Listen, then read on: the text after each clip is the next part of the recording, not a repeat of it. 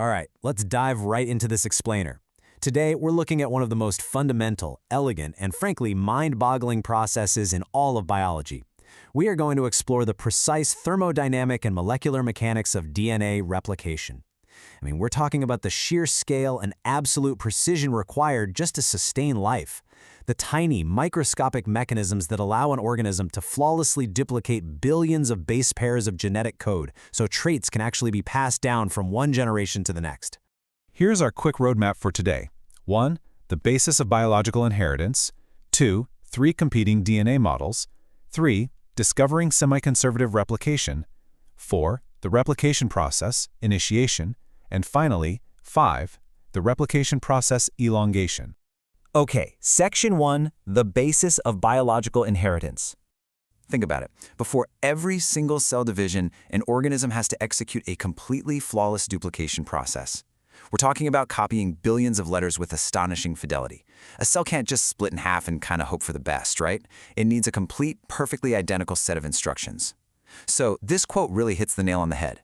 Producing 2 identical copies from one original DNA molecule is the absolute baseline for biological inheritance. Without this massive, perfectly timed duplication, new cells wouldn't work, and the entire continuity of life would just stop dead in its tracks. Now, when scientists back in the 1950s finally locked down the iconic double helix structure, they absolutely knew this beautifully twisted ladder held the blueprint. But they were stuck on how the physical mechanics of it actually worked. How exactly does a biological system duplicate a molecule that is so intricately wound up together? Which brings us to Section 2, 3 competing DNA models. So the whole biological community was buzzing, and 3 main theories emerged to solve this replication mystery. First up, the conservative model. This one suggested the original parental DNA somehow stays completely intact and magically generates a brand new, entirely distinct double helix from scratch. Second was the semi-conservative model, which proposed the original strands peel apart and each one acts as a template, so the new DNA is exactly half old and half new. And finally, the dispersive model, which argued the new DNA is just a massive patchwork, with chunks of old and new DNA randomly chopped up and interspersed throughout both of the resulting copies. Well, spoiler alert, the semi-conservative model is how biology actually gets the job done. Each strand of that original DNA molecule acts as a direct, physical template to build the complementary strand. But here's the really fascinating part. Researchers in the 1950s couldn't just casually throw some DNA under an electron microscope and watch it happen in real time. To definitively prove that every new DNA molecule keeps exactly half of the original, they had to get incredibly creative. Let's look at how they did it in Section 3, Discovering Semi-Conservative Replication. Enter Matthew Meselson and Franklin Stahl in 1958. They conducted what is still famously known as the most beautiful experiment in biology. They masterfully used heavy and light isotopes of nitrogen to physically tag the DNA across multiple generations of bacterial growth. First, they grew E. coli in a broth that only had heavy nitrogen, N15.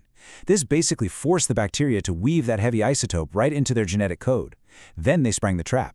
They took these heavy bacteria and dropped them into a totally new broth with normal, light nitrogen, N14, and let them replicate.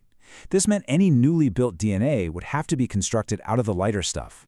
Then, they took that DNA and spun it in a centrifuge, which separates molecules purely based on their density. They could literally see the physical weight of the genes. After just one round of replication in the light nitrogen, they didn't get one heavy band and one light band, which is what the conservative model predicted. Nope, they got a single intermediate hybrid band. It sat exactly in the middle. And then, after a second round of replication, 2 distinct bands popped up, one hybrid and one totally light. This cleanly, beautifully ruled out the dispersive model forever, confirming without a doubt that DNA replicates semi-conservatively. Moving right along to Section 4, the replication process, initiation. Now that we know it's semi-conservative, let's look at the actual assembly line. Like any highly automated factory, DNA replication happens in 3 distinct, perfectly choreographed molecular stages: initiation, elongation, and termination. Today, we're zeroing in heavily on those first 2 because honestly, that's where the most complex and fascinating molecular machinery goes to work.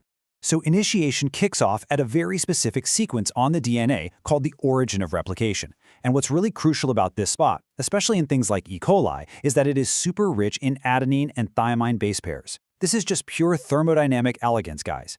AT pairs only have 2 hydrogen bonds connecting them, whereas CG pairs have 3, so AT pairs are physically just easier to rip apart. An enzyme called helicase takes full advantage of this, breaking those bonds and unwinding the DNA to create these Y-shaped replication forks. They move bidirectionally, puffing out to form what we call a replication bubble. Next up, Section 5, the replication process. Elongation. Okay, so the DNA is successfully unzipped, and it's being held open by these single-strand binding proteins. Now we hit elongation. The absolute star of the show here is an enzyme called DNA polymerase, but it is notoriously stubborn. It operates under a strict, uncompromising rule. It can only add new building blocks in one single direction, from the 5' end to the 3' end. Because the original double helix is antiparallel, meaning the two strands physically run in opposite directions, this creates a massive logistical headache. On the leading strand, DNA polymerase has an easy job. It just smoothly follows behind the helicase as it unzips. But on that anti-parallel lagging strand, the enzyme is forced to work backwards, literally synthesizing away from the advancing replication fork.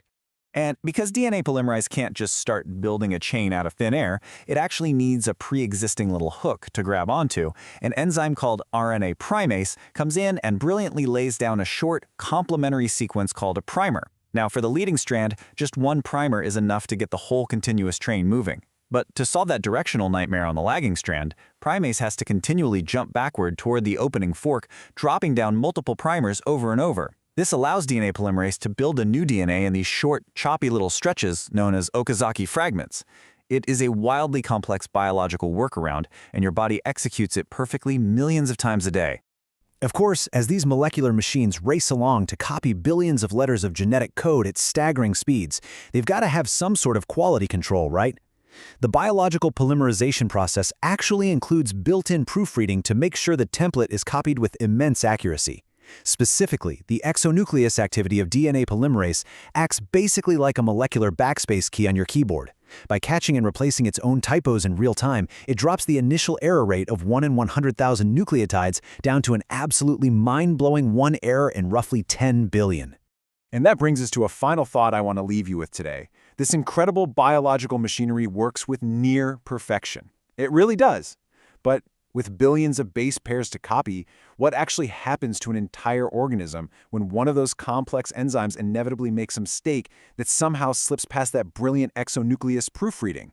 Well, those tiny microscopic typos are the very root of genetic mutations. Sometimes they do absolutely nothing, sometimes they cause devastating, life-altering diseases, and sometimes, over the course of millions of years, they are the exact spark that drives the continuous evolution of life itself. Something to think about.